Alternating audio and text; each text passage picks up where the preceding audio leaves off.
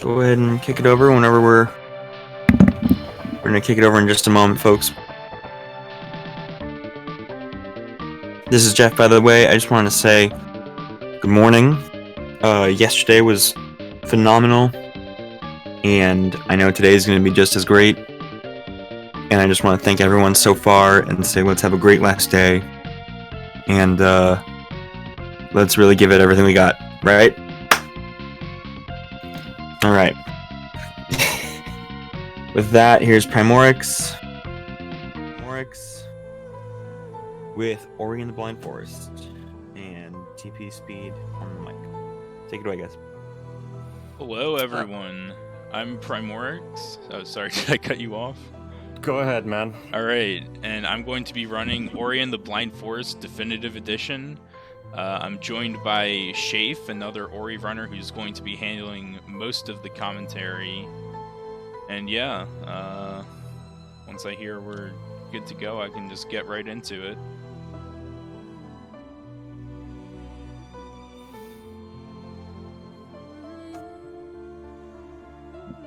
You guys ready on time? Looks like it. Okay, so let's get started in 3, 2, 1, go. Alrighty, so this is Ori and the Blind Forest Definitive Edition. It is the first game in the series. Will of the Wisps obviously came out on March 11th. This is what preceded it. Metroidvania platformer with a high focus on movement, and we're going to be talking about a whole bunch of stuff in a real hurry here for the first early bit. Quite a bit to explain. One of the first things you're going to notice is that there's no UI on the screen. And the reason for that is disabling the UI. You saw him flash it back on there real quick. Prevents dialogue boxes from coming up, which saves a pretty decent chunk of time over the course of the run. Would have seen a energy cell pop up there.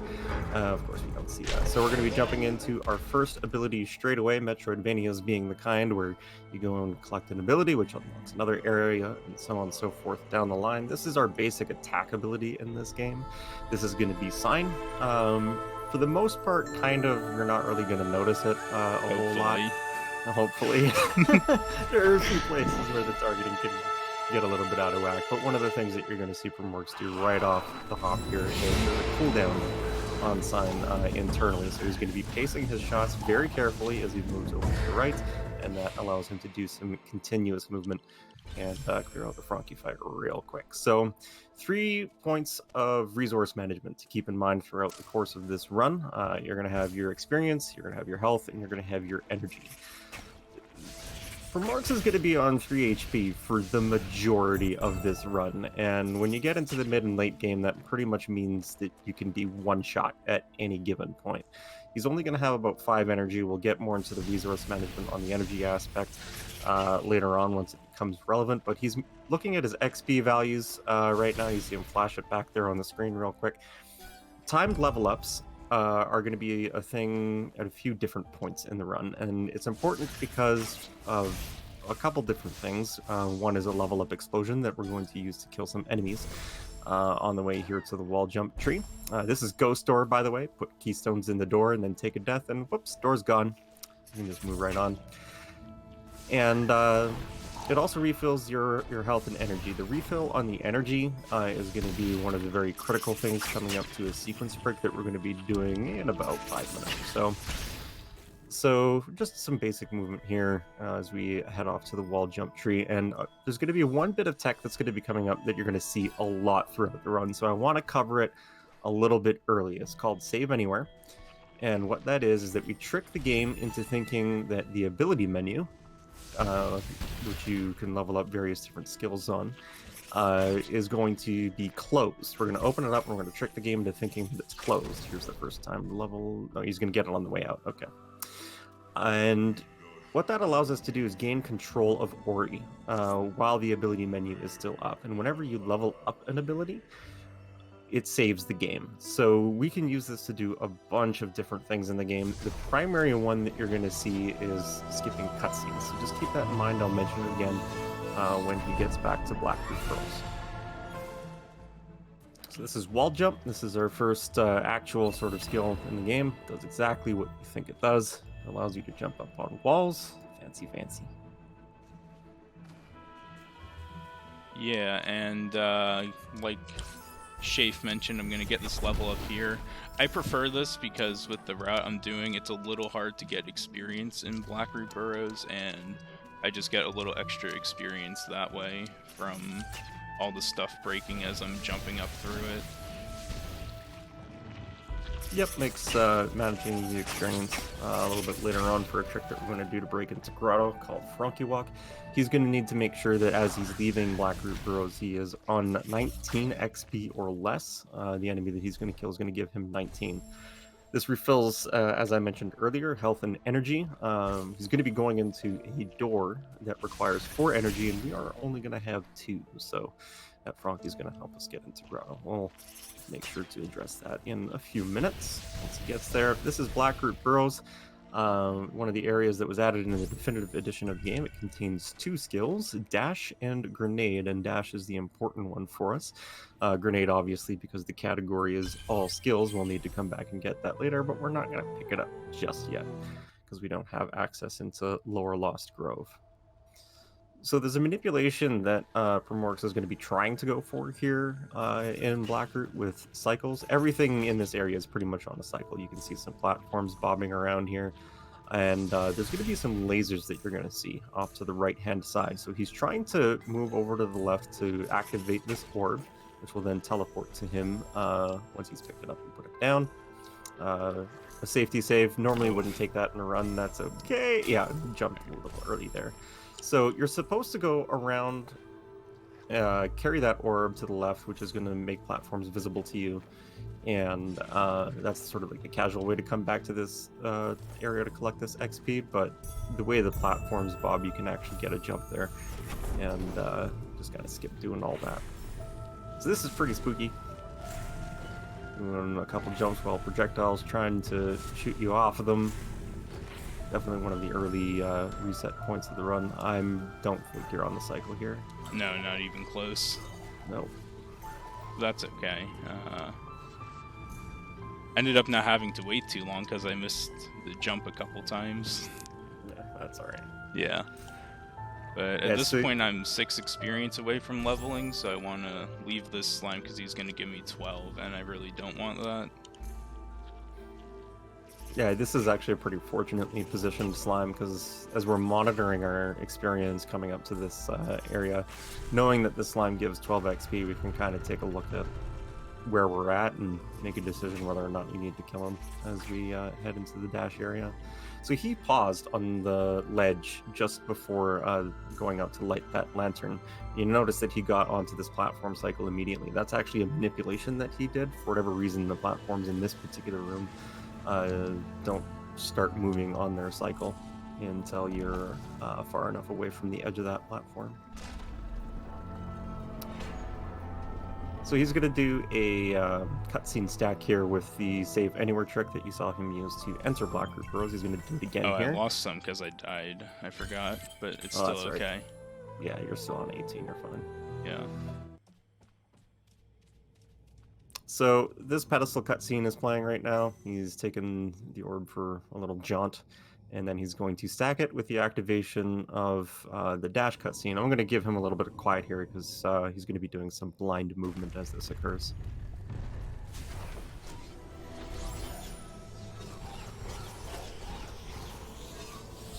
Okay. And he's good. So that's really scary. That is a reset point of the run for sure. Because the game automatically saves at the end of that cutscene. And if you miss the dash glide back over the pit, you will save down in the pit. And then you will have to reload a backup save if you feel like doing a no reset, but otherwise you just reset. So this is the Frankie walk that I was talking about. This is our dude with 19 XP. We have 2 energy currently and enough health to damage boost over these brambles. Take the Frankie for a little bit of a joy ride over here. And then we're going to get him in position. Prim's actually moving in a very specific way to line up the Frankie there, so that when he kills him, just like that, he gets the XP, breaks into Grotto, and now he moves on to get double jump way earlier than intended. He's supposed to go around and get Sea Flame and go through the swamp area and talk to Gumo. all that good stuff, but instead we're just here. Prim's not going to be taking a whole lot of safety saves. That Soul Link that you just saw him plop down there on top, just kind of a marathon thing. Not something he would normally do. So there's a cycle here in Grotto that you can hit if you're quick enough to do. It's actually fairly precise. You got to do a wall ride up and dash jump. Perfect. Very nice. That's an 8-second time save. Very well done. So another instance of Ghost Door here. He's going to collect this keystone, put the keys in the door, plop a save down, and then dash immediately off to the left till we get the spider shot. He does, saves a little bit of time.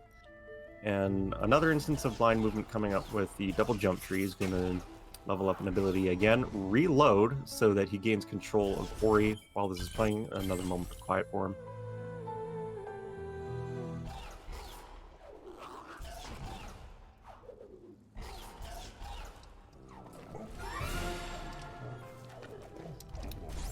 Okay, so important for him to kind of hear his movement there, because if you screw it up and take a death at the wrong time, you'll end up in an infinite death loop in poison water.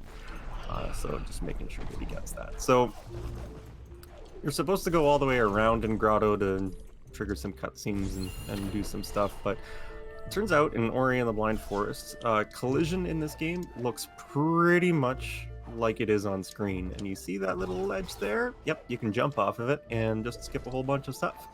Off to the left side, saves a whole bunch of time. This is our Rekindle reload instance of skipping some cutscenes. And now we're going to be heading off to Ginzo Tree. This is one of the hardest splits in the game to optimize very well. Definitely tests your ability to move, but for the time being, not really a whole lot to explain going forward for the next little bit. If you have any announcements that you guys want to make, feel free. Don't got any announcements right now, but do you care if I plug some stuff really quick? Yeah, go ahead. So, really quick, this is a quick mention for what we're doing this for. Calithon is working to raise funds for direct release coronavirus response. While the COVID-19 pandemic is ongoing, Direct Relief is pushing to support global healthcare workers, whether it's by providing protective gear or cooperating with epidemiologists to better support the response. Your funds are going towards helping keep COVID-19 contained. And if you have anything that you want to donate towards, we still got stuff like the Mega Man X11 soundtrack bid we're going on. Let me just double check to see what's ahead right now. It looks like the instrumental is leagues ahead. It's at $95, and the original has nothing. If you guys want to hear that original soundtrack, you gotta get donations in. And as a better incentive for donations, reminder, any donations I get that have a special voice request, like, I don't know, say like Hank Hill or Shaggy or anything like that, I will read them in that voice. Can you demonstrate Hank Hill for me real quick? Give me something to say. This is an excellent run so far. Well, dang it, Primorix, this is an excellent run you got going there. Nice. Yeah, I think that's worth chipping in a couple bucks for. Yeah, you know, it's totally worth it. It's fun. So this is the Ginzo tree.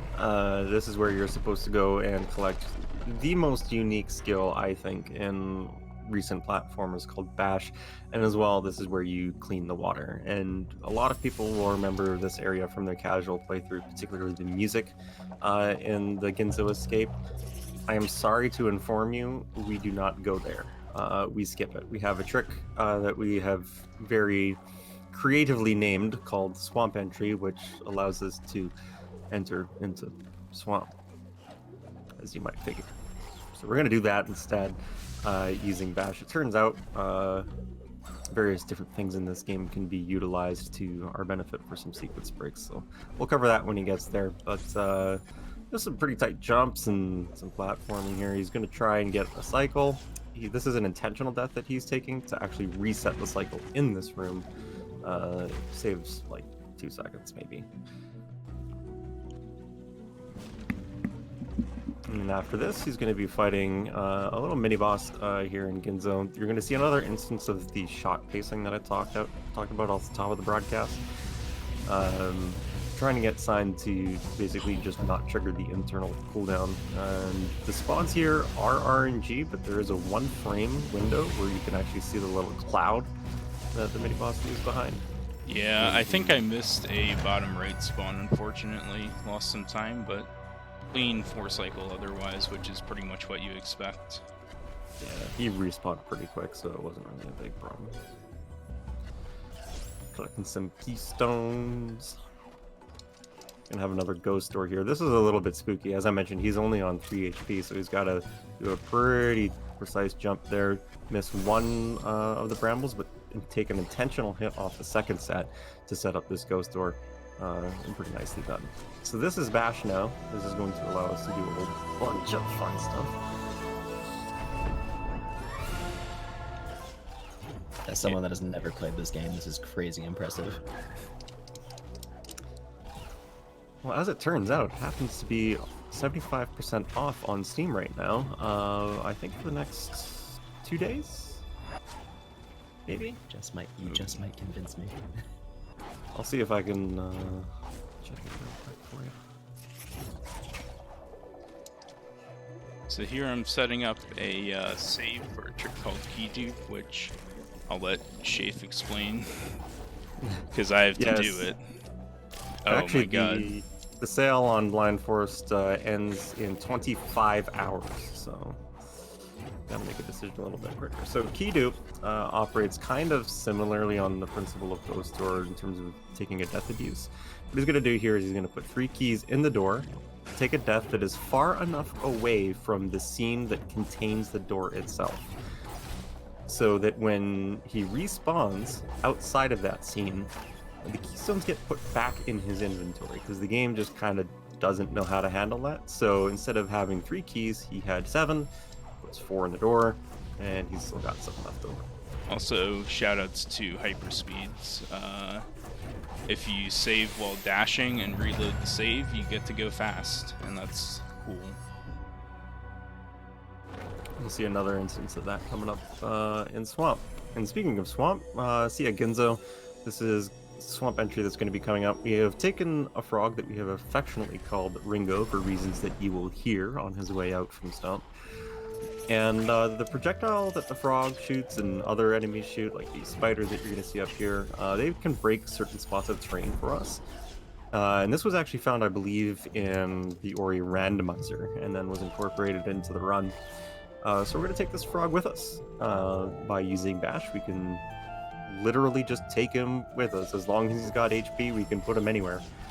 Bash does deal a little bit of damage, so HP management for Ringo is a little important, but he's usually pretty healthy at the end of this. Ooh, almost took a bath, but nice recovery. And then Ringo shoots and breaks the floor. He shoots again, collects a cell, and boop. Now we're into Stomp. Sometimes that shot can do weird things like phase through the ceiling instead of actually breaking it. You just absolutely love when that happens when you're on pace, don't you? Oh yeah, it's my favorite. I'm just gonna go around here because I messed up, but that's okay. Yeah, there's a little under the platform trick that you can do there, but the movement is kind of tight. Yeah, and I also didn't have enough health to do the damage boost that I would want to do off the spikes to just climb up the wall a little faster. But not too bad, got the main trick there, which is Swamp Entry itself. And yeah, now I'm going to go take Ringo on another adventure once I get back over there. This one's a little shorter, but need help getting an ability cell. Let's take a listen.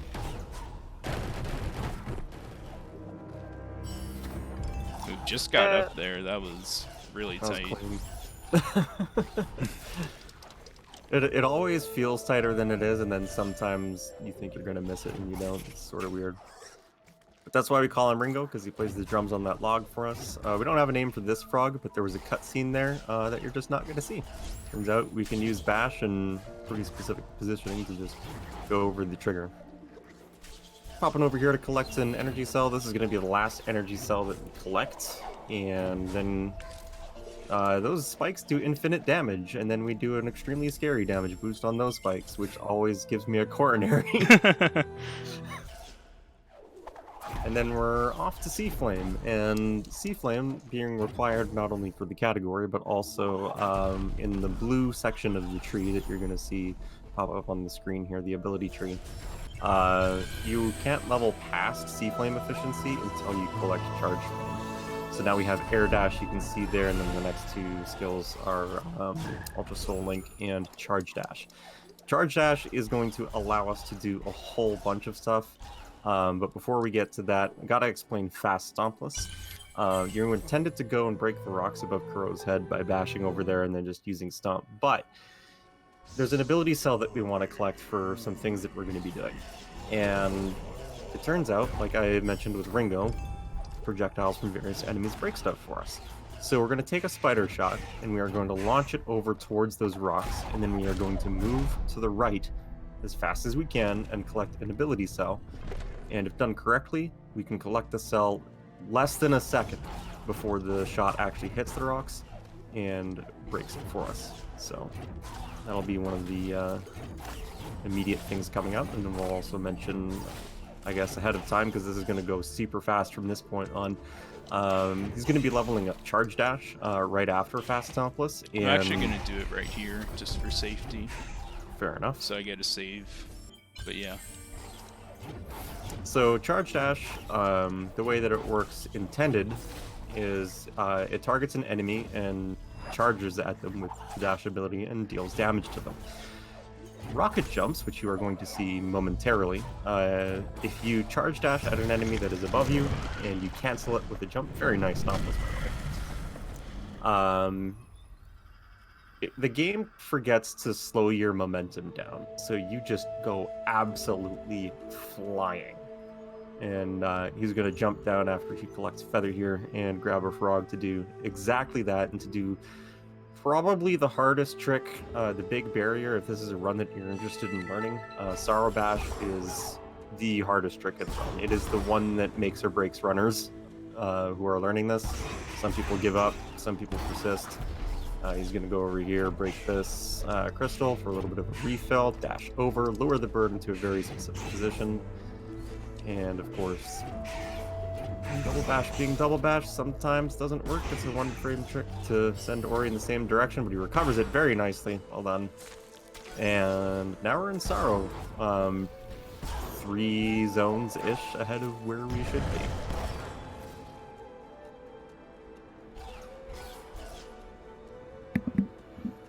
So I see a question popping up in chat. What causes Sorrow Bash? Yeah, I just noticed that, Mudpip. If you could clarify exactly what you mean by that. Because Sorrow Bash is just the act of getting into Sorrow early, utilizing Bash. Do you mean double bashing?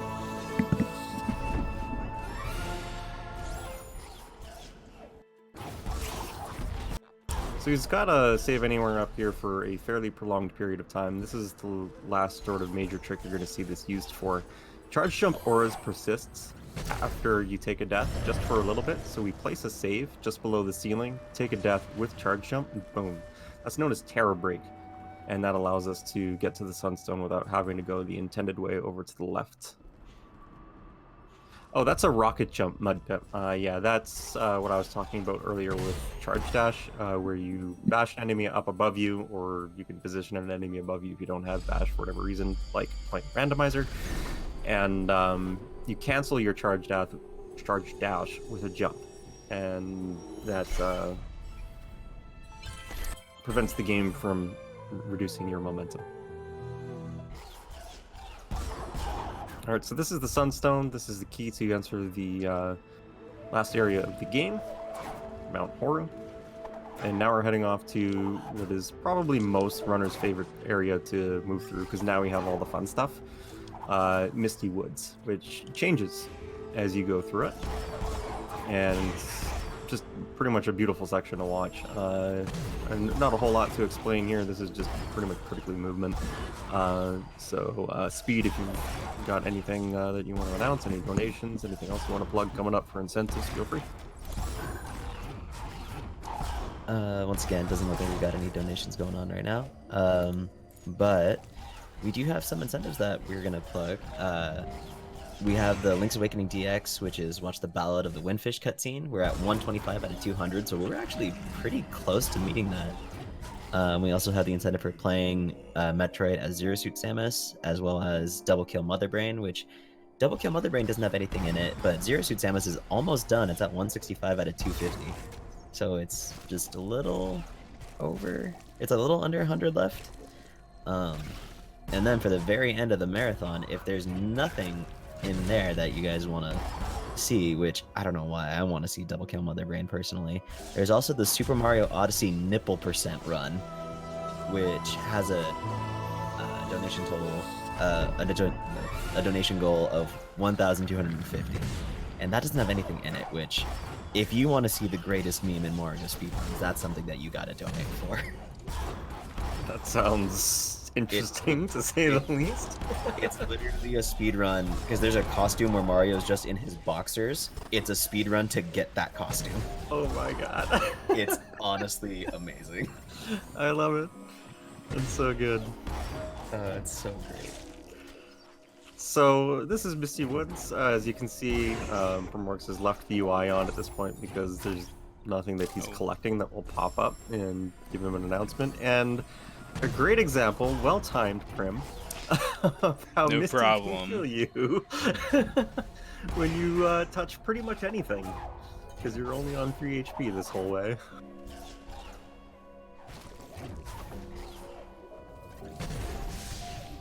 So there's another mini boss fight that's going to be coming up that we are going to absolutely delete with some tech that we have called Bang Zoom. We're going to charge jump, immediately charge dash, and then stomp and charge dash again. Oh and my you're god. going to see two mortar sharks just oh, what? That is unbelievable. I'm gonna play this super safe because I'm still. Okay, well, deleted one of them. That's what the save is for. There we go. Just wanted to get it, you know, show it off. Yeah, exactly. Totally intentional.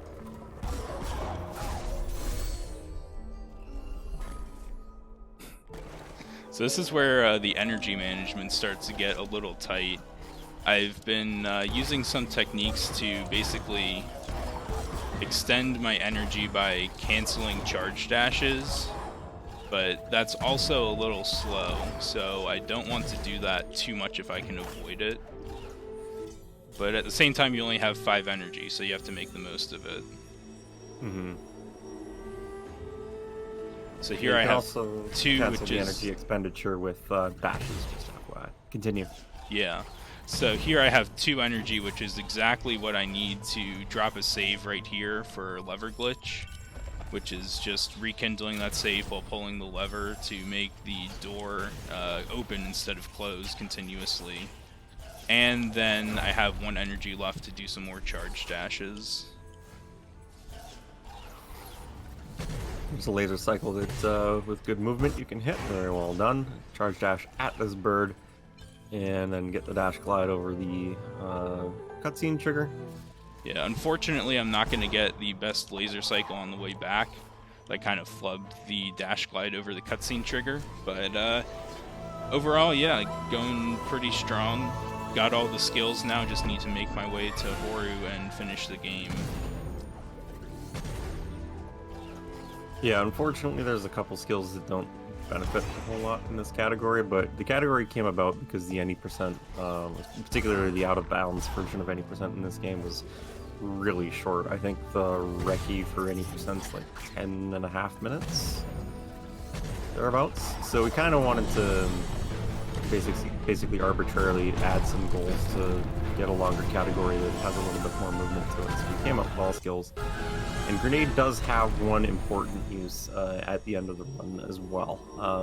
We talked about rocket jumping, which is the extremely fast vertical movement. There's also a way that you can generate it horizontally by climbing onto a wall, charge jumping after throwing a grenade 1 frame later, and it gives you a huge burst of horizontal speed. This is important for the end of the game, the very last input that he's going to do, because there's 2 cutscenes that play back to back. They're about a minute 20, and the grenade jump skips after. Some more stomp cancels here to manage the energy, because he's normally you enter the final escape and it refills your energy, but you're going to be doing warmth skip. Prim, you want to explain that real quick? Yeah, so basically I'm going to start the cutscene for the final escape, do some, I guess, fancy menuing, I'll call it, and the game will allow me to start the escape before the cutscene finishes. But I have to do some blind movement, and I don't get my health and energy back.